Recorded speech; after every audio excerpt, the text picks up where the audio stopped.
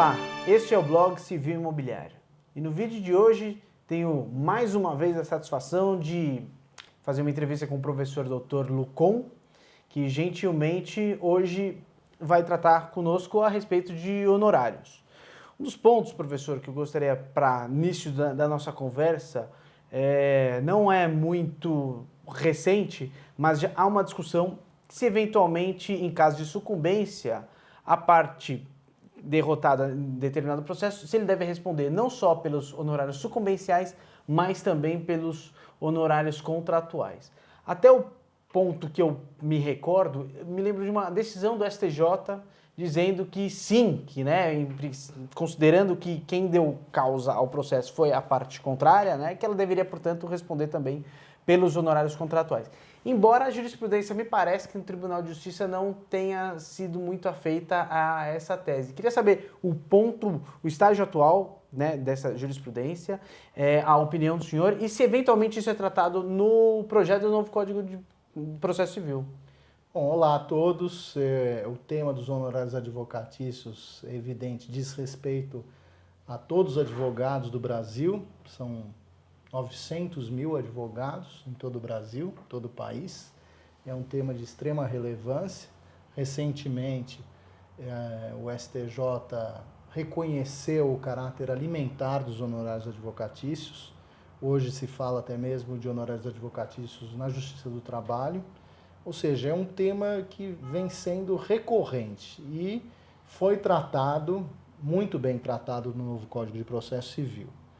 E há essa possibilidade expressa de se pleitear a condenação da parte contrária ao pagamento dos honorários contratuais. Então, desde que o autor, o demandante, faça um pedido expresso de condenação da parte contrária ao pagamento de honorários advocatícios, contratualmente estabelecidos, haverá a possibilidade de condenação, segundo, como bem você lembrou, esse julgado do Superior Tribunal de Justiça, cuja relatora foi a ministra Fátima Nancy Andrighi.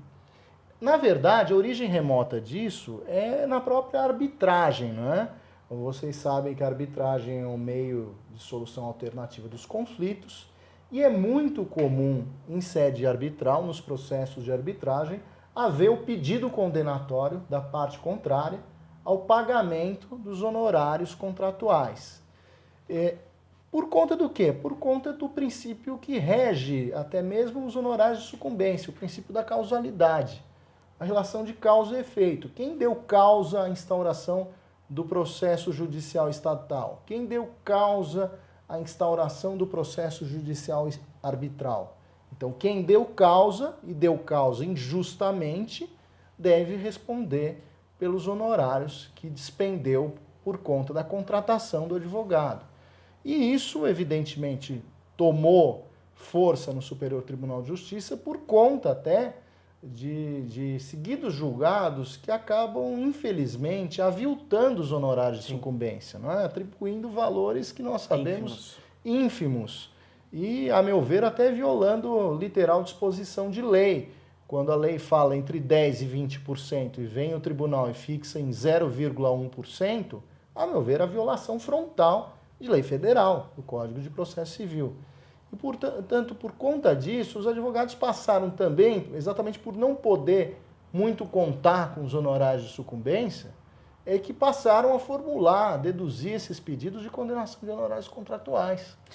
Perfeito. Agora, professor, o que eu fico na dúvida é o seguinte, eventualmente a gente pode também imaginar um certo abuso por quem pleiteia os honorários contratuais, porque, lógico, existe uma tabela da OAB, essa tabela, naturalmente, ela não é, o advogado ele não está obrigado a se valer nela, mas eu posso, muitas vezes, contratar um advogado que vai ter um valor de honorários muito caro por uma demanda que eventualmente seja simples ou atribuir um valor muito alto e fazer a condenação à parte contrária, isso não pode...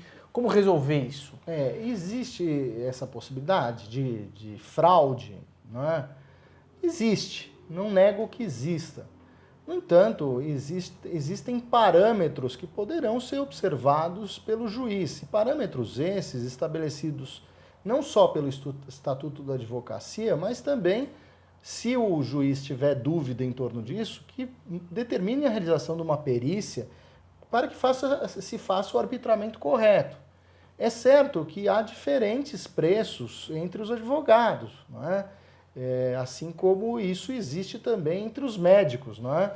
Nós, quando vamos nos consultar um determinado médico, nós vamos procurar escolher o melhor médico dentro das nossas possibilidades. E, evidentemente, escolher o melhor médico implica pagar uma maior remuneração. Até porque a responsabilidade do médico desse profissional é muito maior. Tem um nome a zelar, tem que resolver, há uma carga de responsabilidade muito grande. Então, existem diferenças, mas as diferenças existem porque existe uma motivação e razões para haver essas diferenças. E, como tal, o juiz deve observar essas diferenças, não é? O advogado é um profissional liberal, não optou pela carreira pública, portanto, não tem essa garantia de recebimento, tem que fazer ao longo de sua vida um pé de meia, é verdade, porque, afinal de contas, infelizmente, né, a velhice vem para todos, né?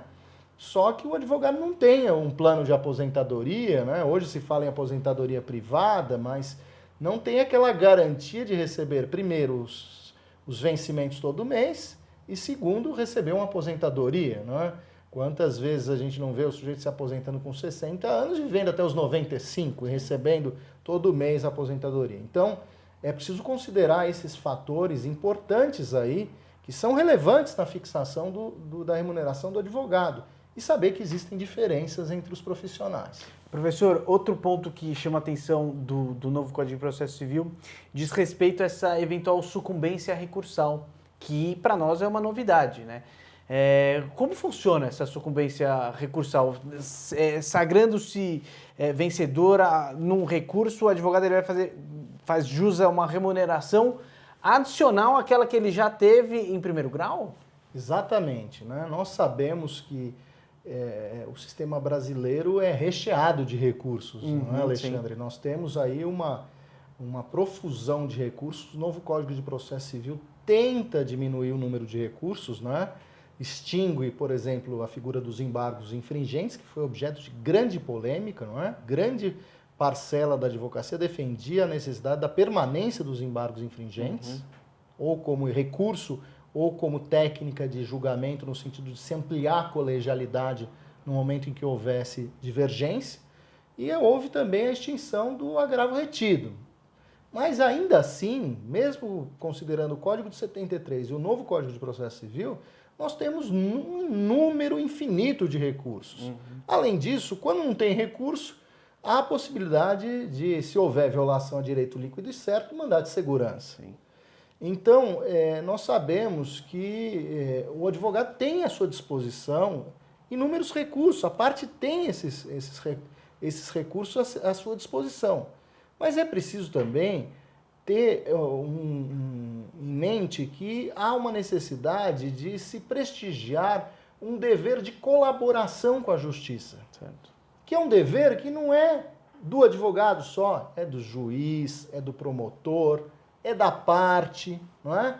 Então, no momento em que há uma utilização abusiva de recursos, o exercício abusivo de recursos, o recurso passa a ser um inconveniente, passa a provocar uma demora, né?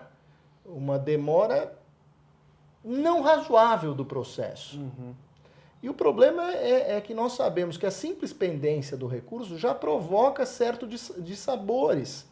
Eu posso até ter execução provisória, mas veja só, a multa do 475J do Código de Processo Civil de 1973, aquela multa de 10%, a jurisprudência do STJ já definiu que não cabe em execução provisória. Então, a pendência do recurso já provoca um dano marginal ao próprio jurisdicionado. Nesse sentido, vem a sucumbência recursal para coibir a utilização abusiva de recursos. Ora, a parte sabe que não tem razão, sabe que quer protelar, recorre com essa intenção.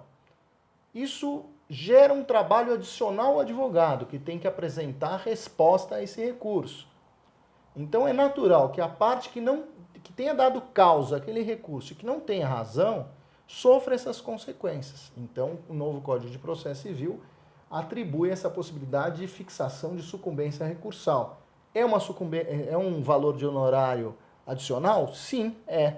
Mas justamente que tem essa missão de coibir a utilização abusiva de recursos. Professor Lucon, mais uma vez, muito obrigado pela sua entrevista e o blog fica à sua disposição. Muito obrigado, Alexandre, e muito obrigado a todos os ouvintes.